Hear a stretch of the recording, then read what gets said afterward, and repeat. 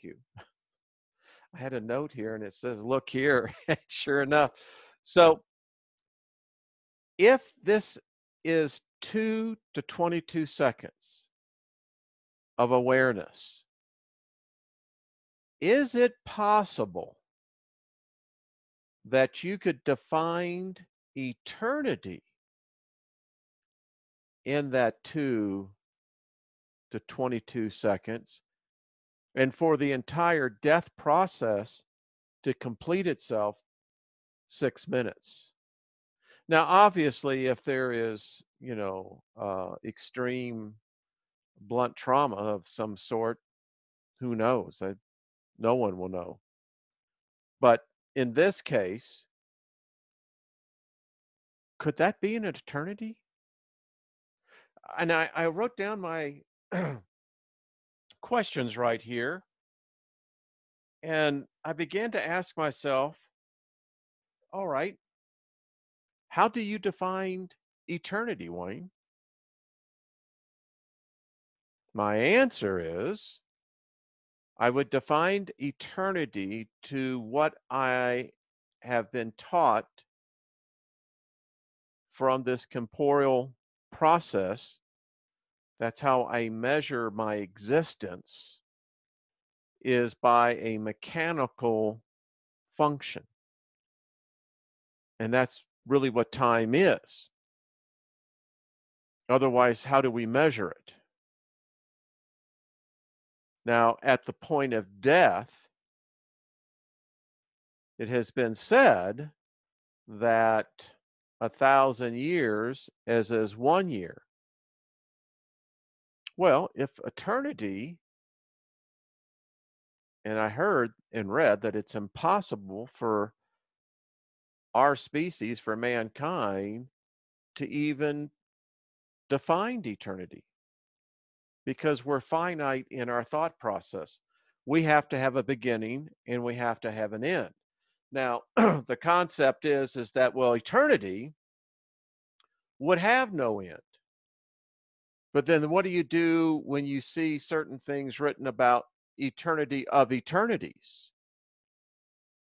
Gives it in that. And again, are we measuring eternities by a mechanical function measured on a 360-degree plane? So could that 2 seconds be an eternity? It begins to make you think, doesn't it? And I still marvel at the fact that the mind, the brain, is aware. I'm just going to be candid with you. It just freaks me out. I mean, it just freaks me out to think that wherever that happens, right? And however it happens, uh, my wife being a nurse for many years, um, who has experienced patients who have died and been resuscitated, and some having the most remarkable recoveries and full, total awareness of what was going on. Not just one, but as she has recanted the story, and probably many of you who are probably nurses out there, I know there's a number of the subscribers that are nurses, um, who have been in those trauma type situations, and then to have the patients come back and say, "Yeah, I was very much aware of it," giving detailed conversations.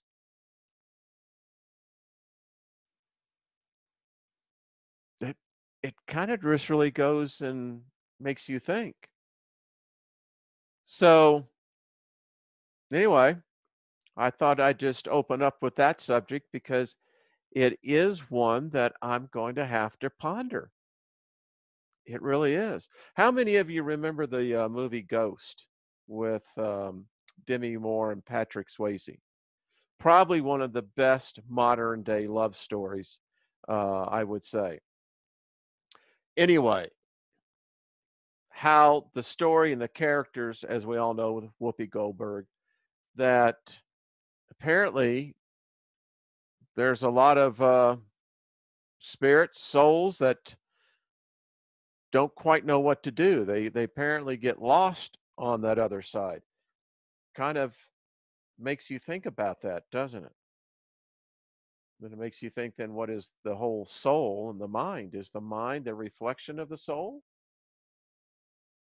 Does the soul imprint itself upon the mind? Interesting questions. So, moving on to the next one. How many of you have been enjoying the story about Adam and Eve? Now, I know it's the pseudo apocrypha. I get it. But I'll have to quote Spock in the original Star Trek. Captain, every legend is founded upon, if nothing more, than a grain of truth. So I see this, and I know when these books were put together, um, first century AD, think about this.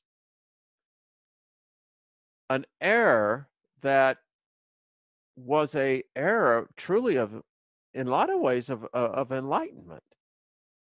I mean, the populations were very well educated. Um, you know, if you wanted to look at technology, it was advancing, albeit at a different pace than what we consider to be progress, but nevertheless. And yet, it still remains one of the least written about centuries. We have plenty of writings starting after and into the second century and going forward. But the first century itself, there was apparently a deliberate and systematic process of eliminating documents, writings. Now, the problem is that when you try to go and advance on such a strategy, you probably have never figured the random factor. And the random factor is that inevitably someone will either put it to memory or someone will ferry off a copy, and then centuries later, sometimes millennia later, they surface.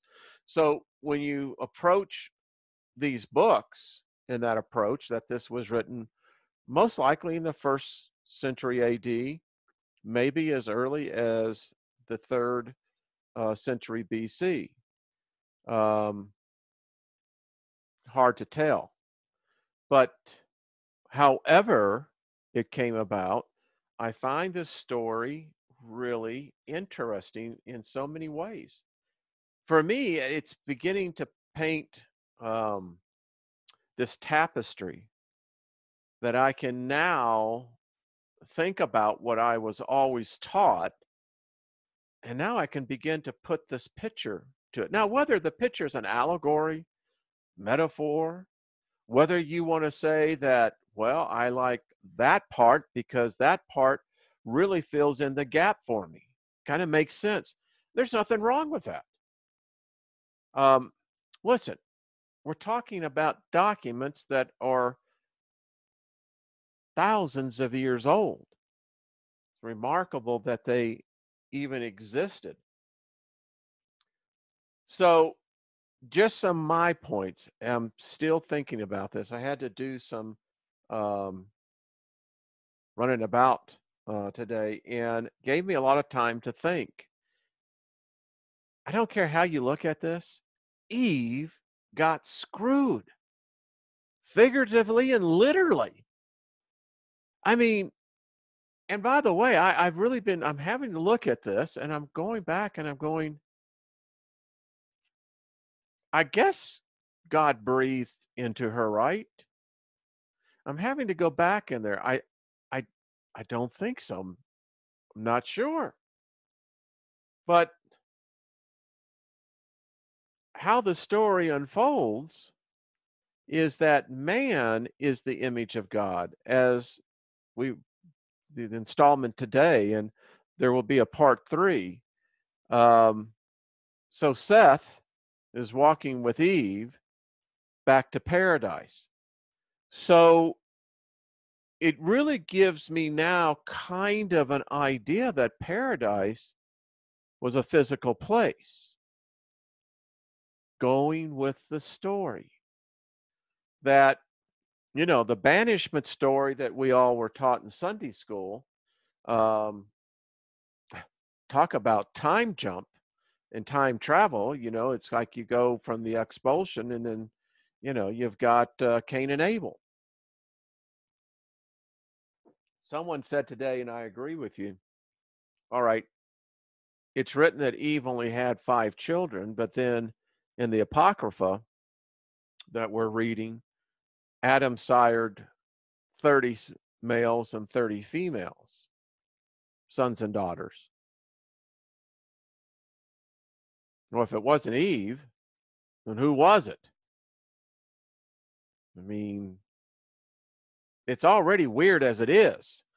When you really stop and think about it, is what we're learning in that is that I could get where Adam would come in this, that the whole idea of sex would be repulsive.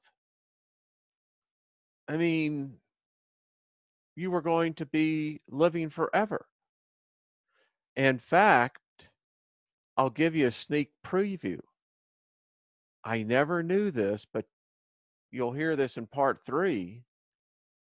Adam had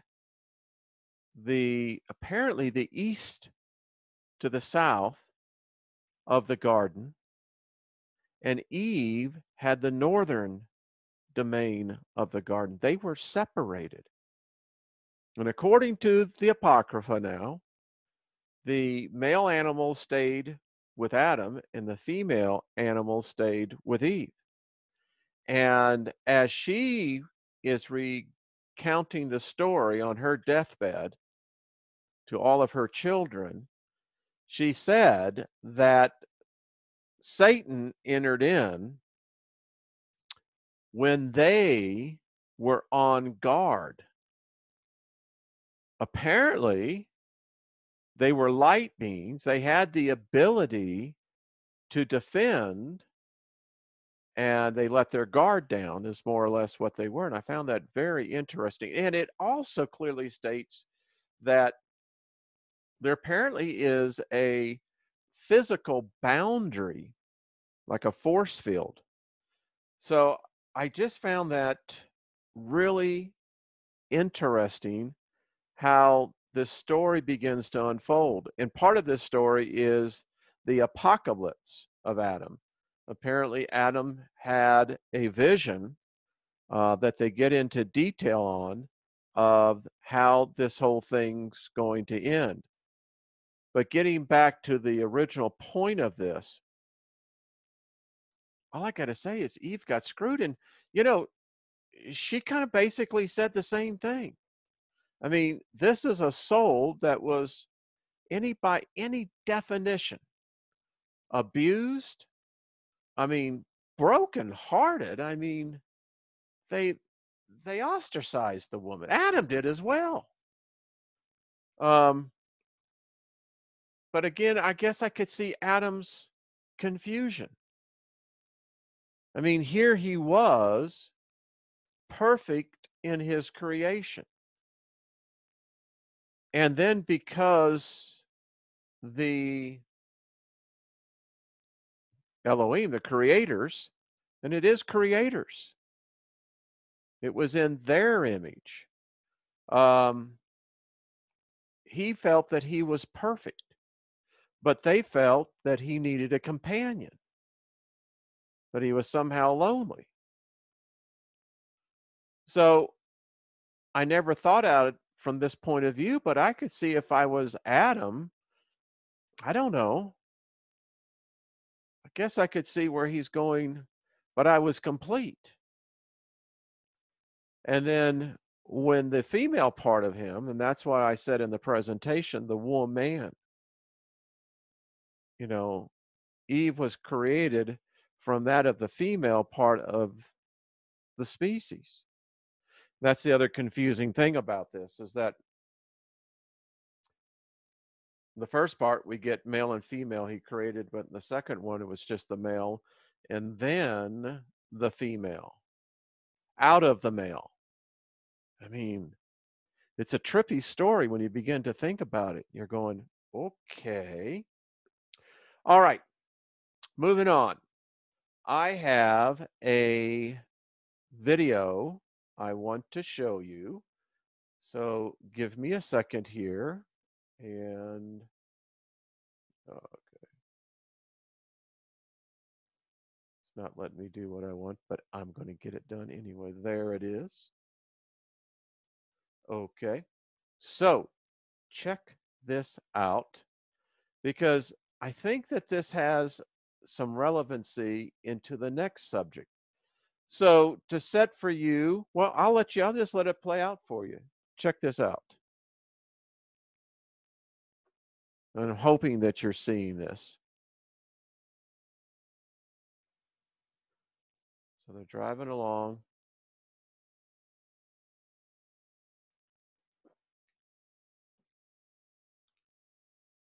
Bam! Where did that come out from? Check this out. Look at that. Out of nowhere. Let's just go back and take one more look at that. And I'm going to try to slow it down frame by frame.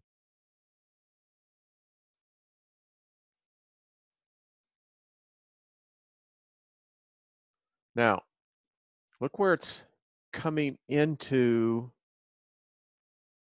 materialization. I have a theory on this. Listen on this one. So here we go.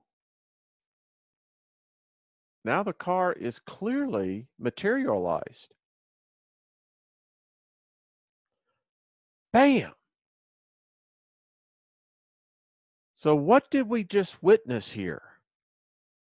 Now they're calling it a ghost car. I don't know if I would call it that. What if we're seeing alternate realities merging?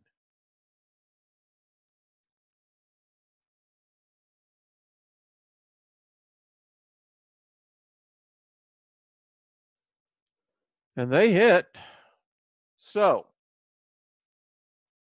let me get out of here.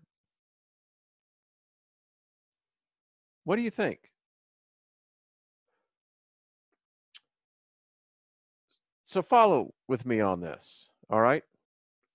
We saw, and by the way, you can go on YouTube, and I found at least 6 that I came across real quick of these cameras, whether they're dash mounted, whether they are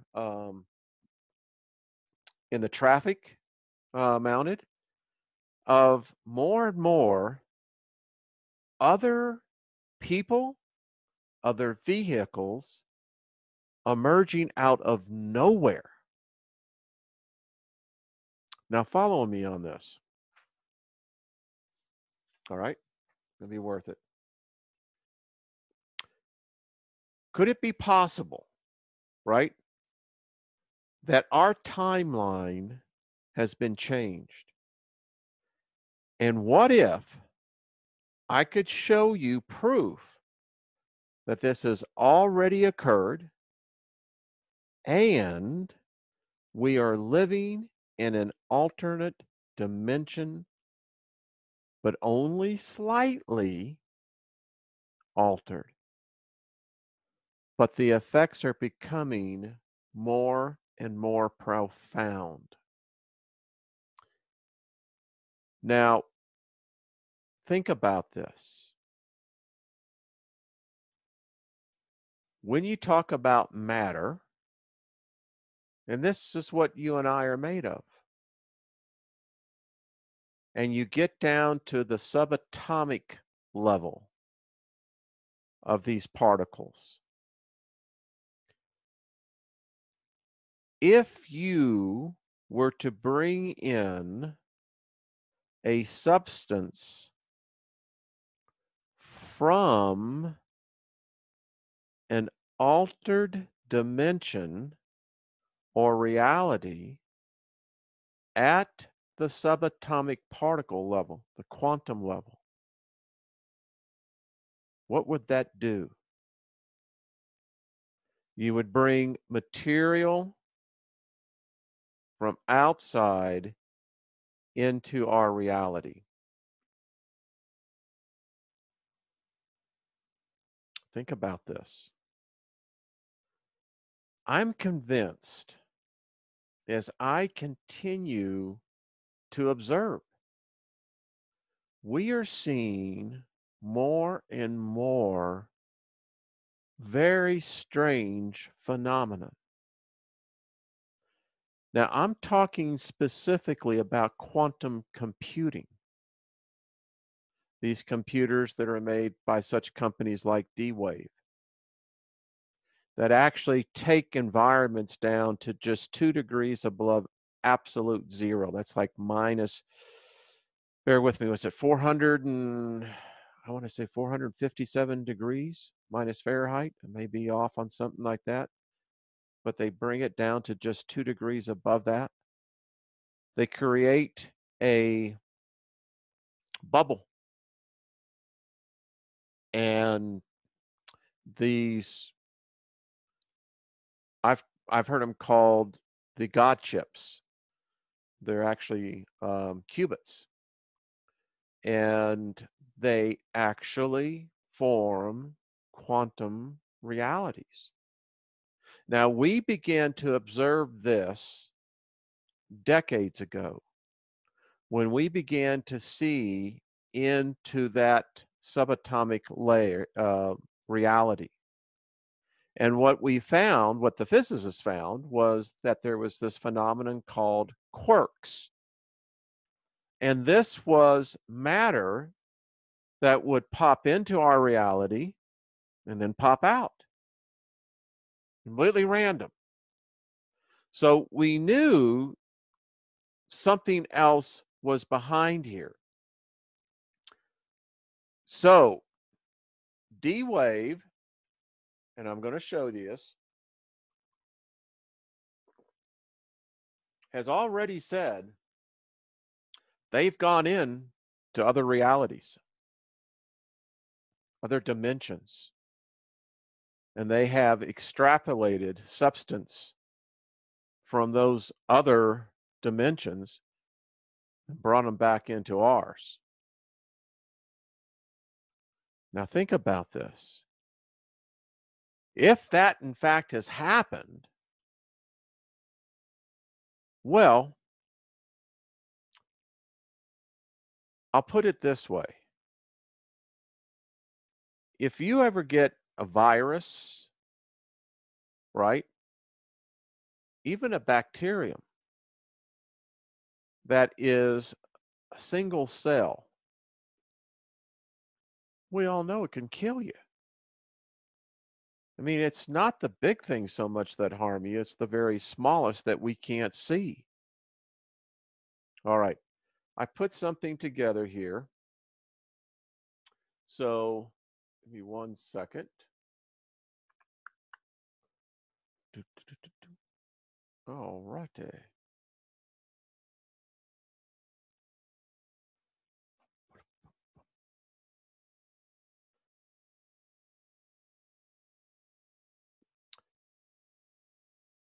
Thank you for your patience.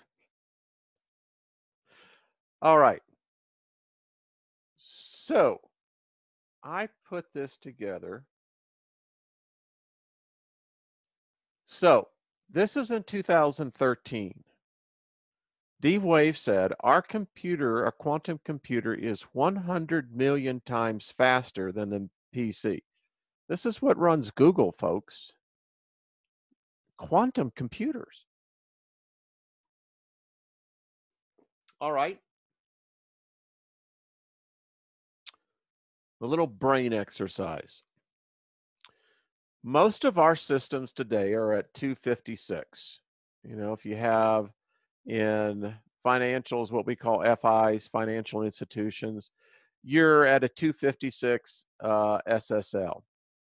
There is 512, and you can get into the RSA, which is approaching just right out that 512, and 1024 is out there. But think about this. We talk about those in single jumps. You know, I can multiply to the 2 times the power. Same thing, it's exponential. But now think about the ability to say, have 256 at the 10th power. Then think about 512 at the 100th power. And again, 1024 at the 1000th power, 248 at the 10,000th power. Incredible numbers where they're not even approaching the quantum. As incredibly large as those numbers are, they're still not even in the race. So very quickly, I know this may sound boring, but it's really important. So basically, the classic algorithm that you do in coding is that you have a bit, ones or zeros. Well, with the qubit, you can have ones and zeros, but the zeros and ones can be both the same and the opposite. And you're dealing with literally the whole space. I just did this so I could just show you that, oh, wow, this is big numbers.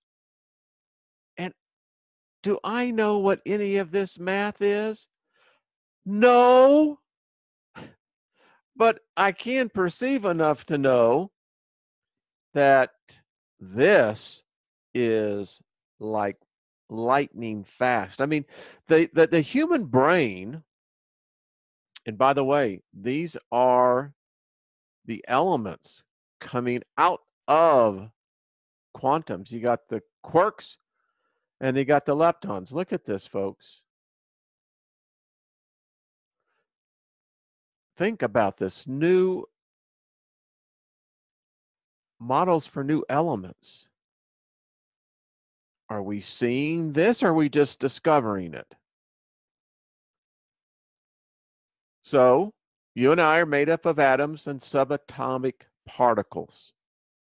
And that's how reality is. This is our reality. So think about subatomic particles. And I know this may be boring for some of you, but for those of you who really want to know what's going on, because this is going to really have an impact into this next portion here. So think about this. If you can begin to change structure on the subatomic level, you can change reality.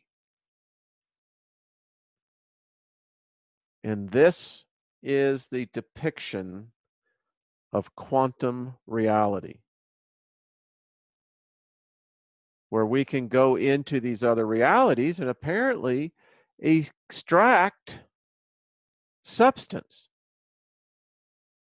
And this is the one that started it.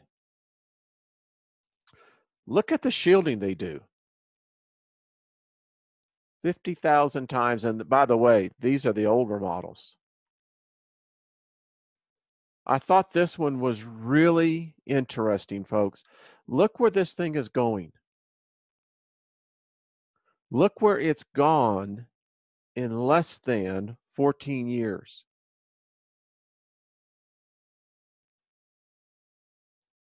I found this really interesting. Do you know Nikola Tesla spent a lot of time on the ether force?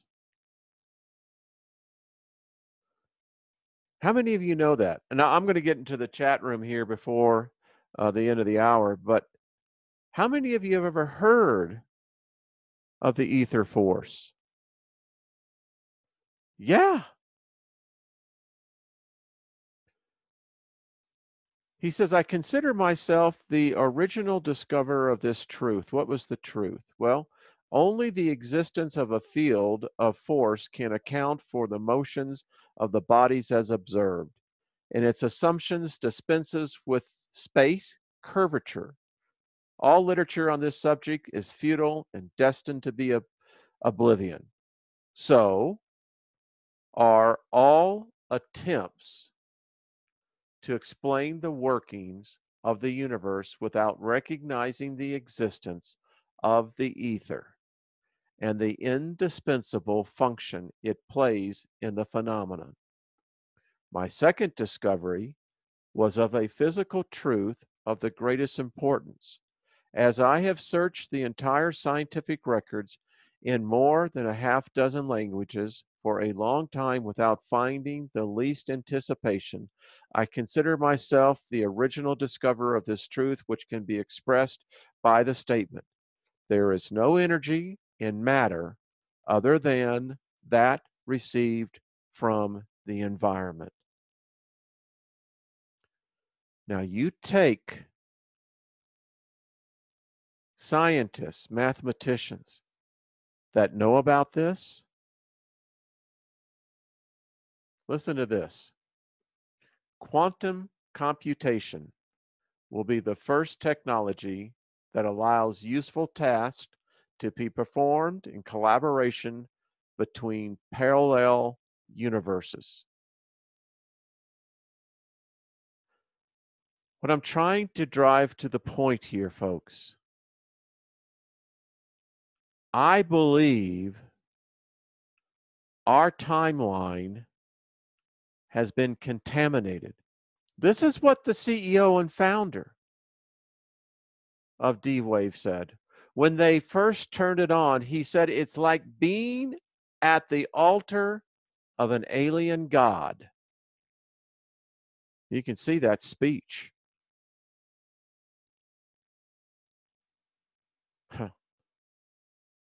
Like being at the altar of an alien god.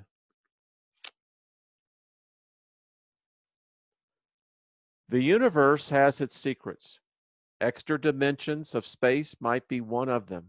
If so, the universe has been hiding those dimensions, protecting them, keeping them coyly under wraps.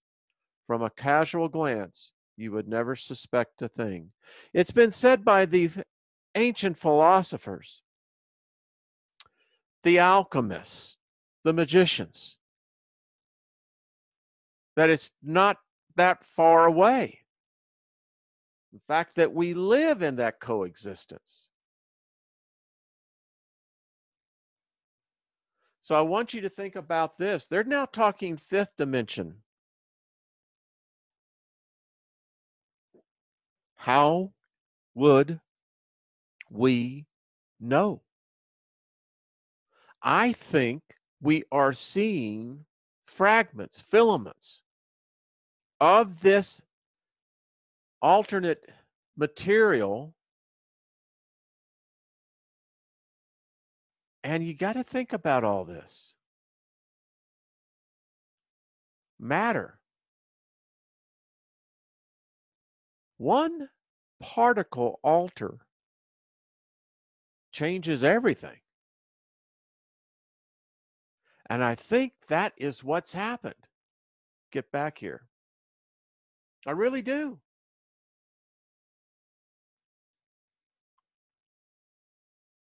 When you go to the D-Wave website now, in fact, let me just do that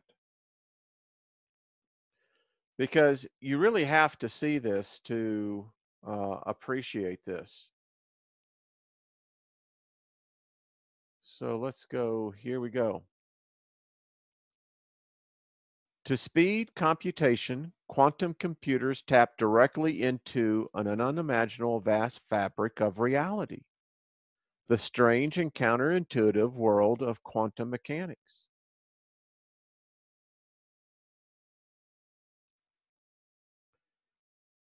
So if you bring in a foreign substance and you bring it into this timeline, eventually that alteration on that subatomic level will begin to show effects in our perception of reality. I'm convinced to a pretty good certainty we're living, I think in many cases, we're seeing these dimensions merge, um, come in and then swing back out. I think we're seeing it in the heavens. I think we're seeing it, and when I say the heavens, I mean out in the universe itself. I think if you alter, and I believe that these call them strings, parallel universes, I believe that it's like tungsten. It's great on the fact that it can take a great deal of heat, but on the tinsel, how it becomes very fragile. And this is what I think's happened. I think these dimensions, these realities are robust, but I believe that if they can be pierced, penetrated in, and if you have the ability to pull them back out, the material, I think that they become unstable. I think it's like you're contaminating it. And just a theory that could it be that this is what we're seeing? Because you can't say anyone that spends any time on YouTube, on any amount of the channels, listen, I'm seeing people that are building devices. I think it's the Huffington Paranormal, great channel. I mean, Steve has actually built these boxes. Got one now called the White Box, but talking to spirits on the other side, or not the other side. I mean, they're here. It's this veil, this force field, whatever. We're seeing advancements in others, and then we're seeing the strangest things happening. And some of them just defy explanation. And it covers the gamut. I mean, could it be that this is what we're seeing?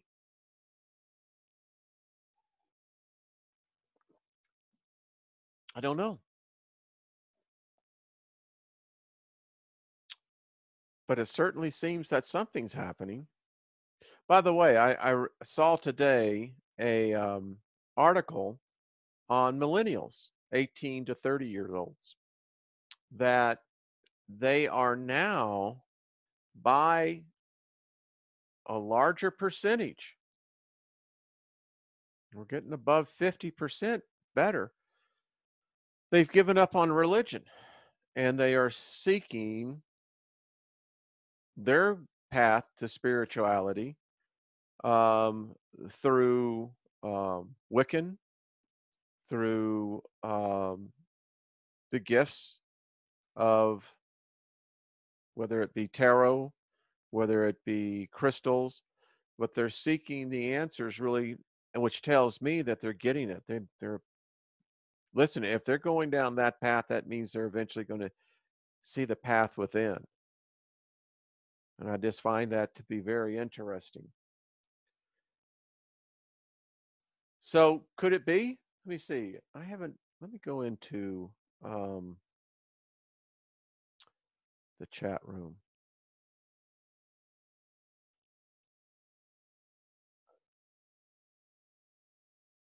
Well, I can see everyone in there. Hello, Kat. Hello. Hello, Tammy, April, David, Sunshine. Good to see you. So here we go. Now I'm going to get this. You see, I love this thing. I can actually see what time travel is like. At least about a 5-second delay either way. I'm just reading some of y'all's comments. That's all. Um, how would I find a moderator? I could use one. Anyone to volunteer? Hello?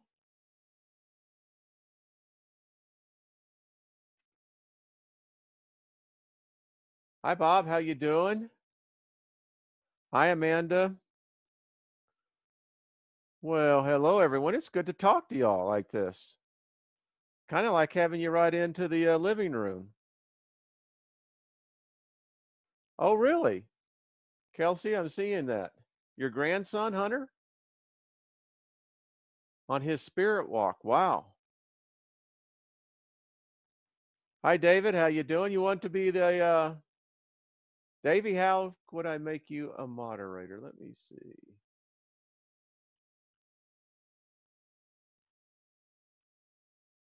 How would I do that?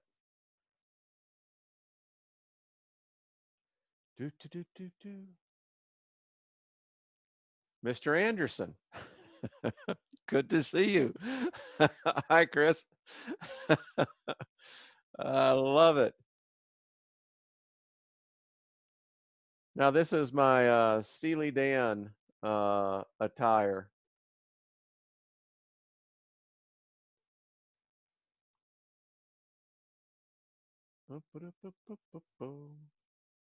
Okay, let me see something.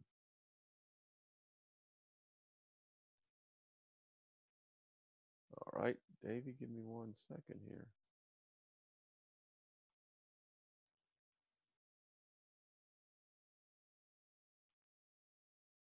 All right, Davey, you're a moderator. Go for it. Da da da dum. So, what do y'all think? Anything on the quantum issue on bringing back? Um, hold on there. I'm trying to.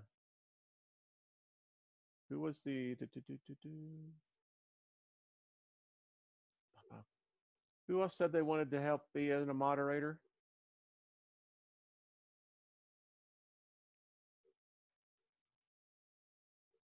Mary. And along comes Mary.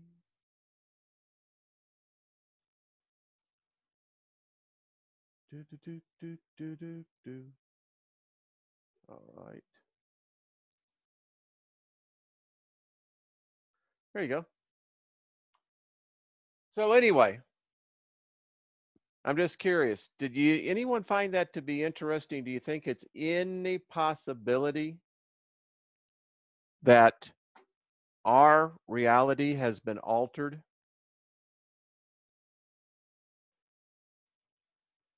Yeah. I'm telling you, I think that if they have done what they have said, that they have brought in substance from other dimensions, I don't think we really know what we're actually dealing with. Hi, April. Thank you. It is kind of strange, isn't it? Little different subject, but as I keep seeing it, I swear at times I think that I'm living in a different planet. Uh, if we can change reality, does it stay in existence? That's a good question. Um, I think that it does, but I don't know if it would stay in this timeline. And that's my big concern is that how would we know that our timelines are altered? I mean, if we're seeing like this car crash, that car materialized out of nowhere. Well, we know that that's not possible. We know that substance, matter has to come from somewhere. That only tells me that it was probably in a parallel dimension right next to ours. Has has something been torn? You know, it's like well, it's like having a hernia. You know, you never know it until it ruptures, right? I don't know. I find it just extremely, how shall we say, interesting to ponder. Thank you, Spartan. Great. Yeah. I don't know if you caught the first part when I started the show tonight, but we're really going to get into part three of this. And I'll tell you what, again, you know, who knows at this point what reality is and where we came from and how we started. I'm almost convinced we'll never know. I swear, we just never will know. Um, and again, and maybe it's just me, but I keep on thinking that if a person has died of cardiac arrest and they're conscious, their brain is aware that the brain is dying. That's just freaky, folks. It's just I mean, trust me, I will be up tonight thinking on that one. So who knows? But hey, we're finding out things about ourselves and about our species that is just wild, isn't it? So, hey, listen, I just want to thank each and every one of you for coming on. Thank you for spending an hour of your life listening to me. Um, you know, there is a, how many of you remember that movie, 8 Days a Week? Uh, It was a B-rated, but it's a great B-rated love movie that came out in the 80s. Anyway, there's a great scene in there where the main character guys watch this woman that him and his friend, because he's camping out in front of his girlfriend's yard. You have to watch it. It's a great movie. You'll like it. But they see this elderly woman and she mows the yard at midnight. Um, she has her meals in the car, and then they find her at times on the roof with a pair of binoculars. And they watch this, you know, you'll watch the movie, you'll get the gist of it. So he finally decides to go over and talk to the woman. And she invites him in and she says, "Ah, I've seen you. You've been watching me." And he said, "Yes." And she said, "I bet you think I'm crazy." And he said, "Well, you know, you certainly act crazy." And she says, "Tell me specifically what makes you think that I'm crazy." He says, "Well, for instance, you mow your yard at midnight." And she says, "Yes." She says, "With electric lawnmower." She says, "Because the pollen is less at that time." And she says, "I'm sensitive to the heat and it's cooler." He said, "Well, that makes sense." He says, "All right, why are you eating your meals in your car?" She says, "Because my radio in the house doesn't work as good as the radio in my car. And they have the program that I like to listen to. I can hear it better in the car." And he says, "Well, all right. Those 2 I can accept, but what about the 3rd one? He said, "What are you doing on your roof with the pair of binoculars and a phone?" She says, "My friend," whoever the friend was, she says she's becoming senile. And she says, "When I sit on my roof, I can see her leave her house, and she has her cordless phone in the car, and I can watch her as she comes over here." So the point to all this, never doubt the stimulation of eccentricity because it keeps us not only entertained, but it also makes us kind of look at things and go, well, maybe there's something more to that. And that's what I appreciate. Again, thank you all. I'm going to start doing this every Friday night. And listen, email me, put it in the comments. I'm actually recorded this, so I'll actually post it on for the everyone else to watch. And let me know of a topic. I'll start researching it. I mean, tonight, Bob, thank you. Davey, thank you. Um, for the rest of you who gave some ideas. And listen, I think we need to think about this quantum computing. I keep telling you, if this is what they're doing, folks, we could just be in a whole world of hurt. I mean, who knows then what would be reality? You'd have no way of knowing. Listen, when I found out they didn't know the name of the God that I've been praying to all my life, I said, holy crap, you know? And the thing is, we never check the references when we sign on. We're all going, yeah, I'm going to buy that story. Okay. And, you know, you accept it. It's like, okay, it's gospel. It's gospel. And you can be like me 40 years later, and you're going, might be a good idea if I just do some background checks on this.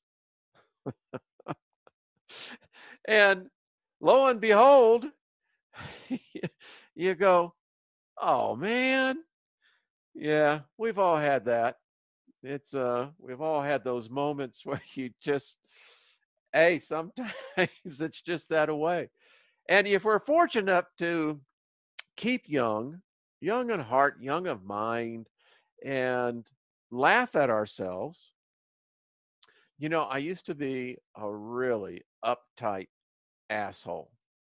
There was a bumper sticker I remember in the 80s when I went to Las Vegas. Back in the 80s, I was in the video post industry, and the National Association of Broadcasters every year had their show in Las Vegas right around, it was always around April 15th. It was always weird.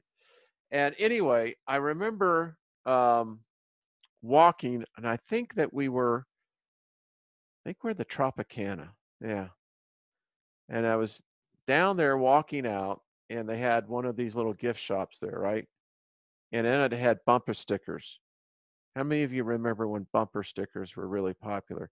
Talking about a good way to devalue your property, put a bumper sticker on. And then they got really creative where the glue, would take the bumper off. And that was when bumpers were still chrome. How many of you remember that?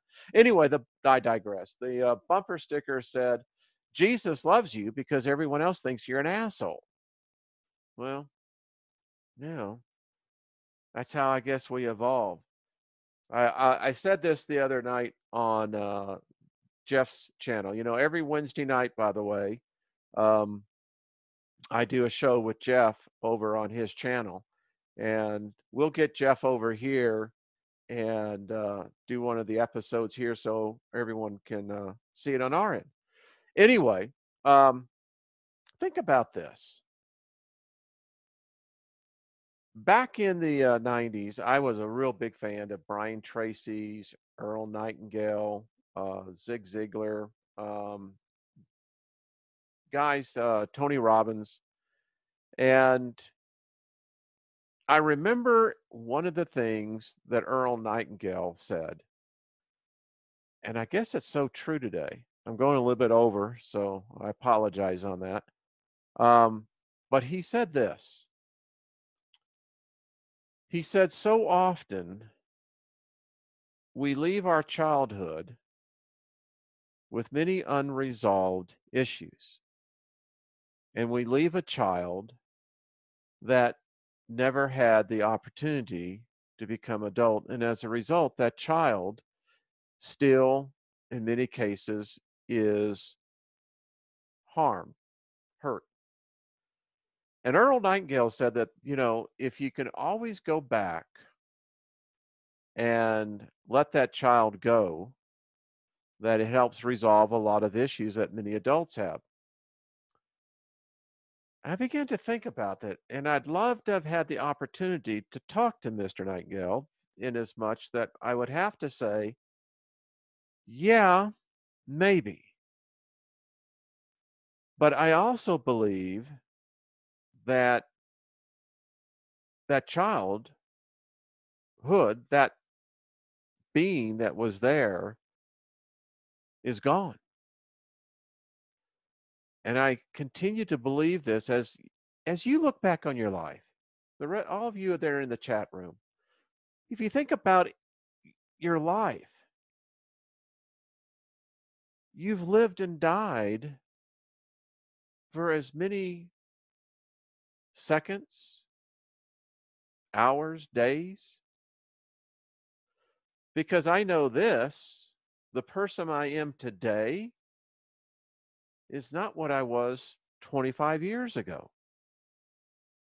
I'm the essence of that man, but that man is not the man that I am today. And I wonder now, because here's the thing, inside, I'm still that rock and roller. I'm still that dude that worked for Concerts West, um, made a lot of money selling marijuana. Yeah, I did. Um, did pretty good at the age of 16, trust me. But anyway, the point is, I see myself inside is that individual, that energy. You really have, as we all know, unfortunately for us males, we peak out at 18. Tell me we haven't digressed. But hey, you know, I do believe that within us all, and ladies, it's true, y'all just a little bit further down the line. But even we're seeing those changes in our species. But any case, when you get to my age, where I'm 62, and it's still, when Tom Petty passed away, it was like, oh man, you know, Elvis Presley, I remember when he passed away, but it was like, yeah, all right, the dude got really out of shape, you know, but now, I'm waiting at any time when you hear one of the Rolling Stones have passed on. And, here we are. And, I look at it and I go, 62, are you kidding me? And then the reality sets in. Like, all right, Steiger, so let's just say world stays together.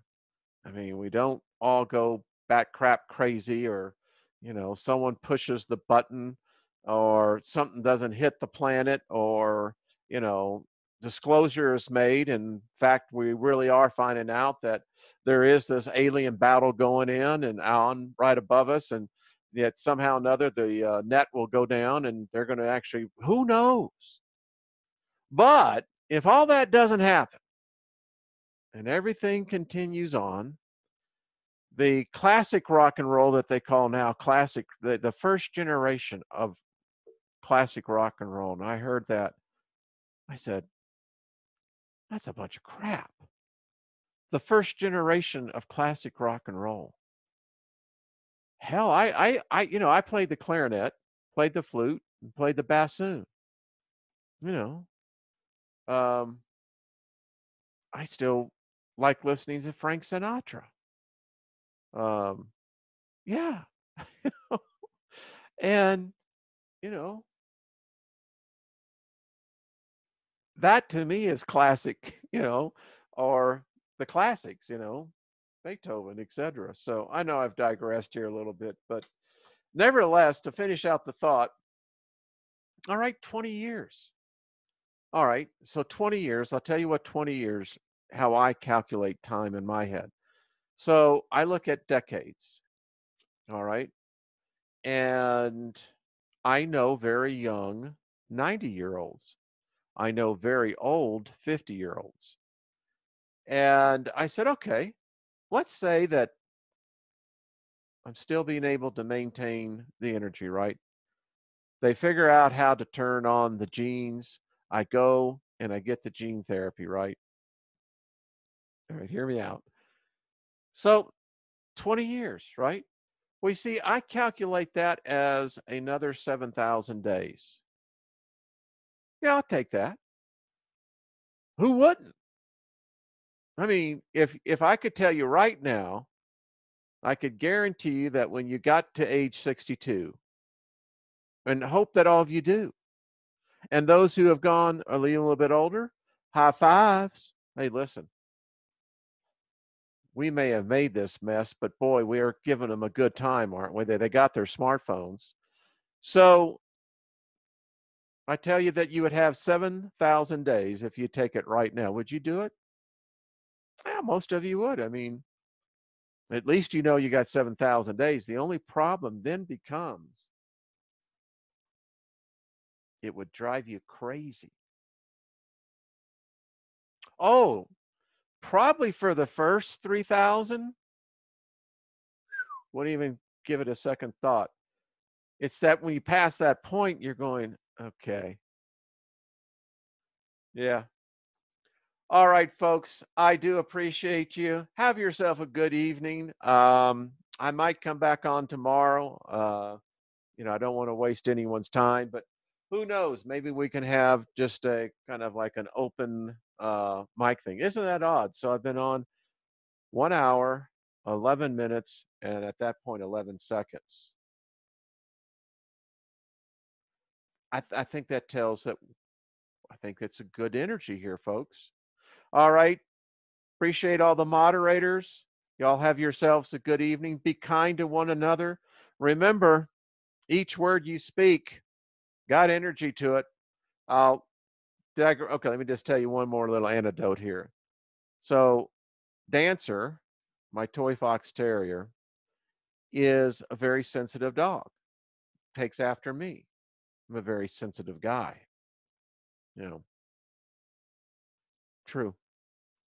But anyway, um, when people that she doesn't know, or sometimes people she does know, when they use profanity, she immediately responds very negative to that. You can see it. So it tells me that our words have energy, both positive and negative. Let's always sow the positive words into our lives, into the lives of others. Hey, then we always have a harvest. Good karma all the way around. All right, folks, we'll talk soon. And thank you again. Now I have to say, how do I get out of here? Good evening, folks. Bye bye.